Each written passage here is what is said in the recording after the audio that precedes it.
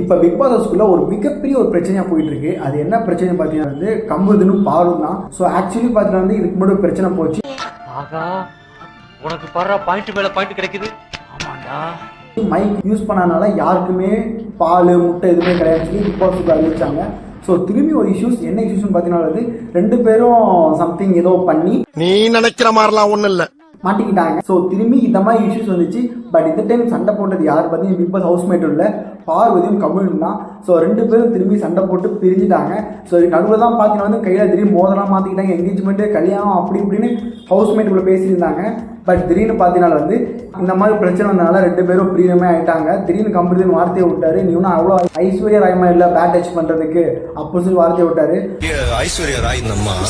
So I think எனக்கு இது என்ன தோணுதுன்னா, பார் வந்து அவங்க கேம் பிளே இம்ப்ரூவ் பண்ணுறதுக்காக தான் கமெண்ட்கிட்ட இப்படி பண்ணுறாங்க அப்படின்னு சொல்லி எனக்கு பர்சனலாக தோணுது.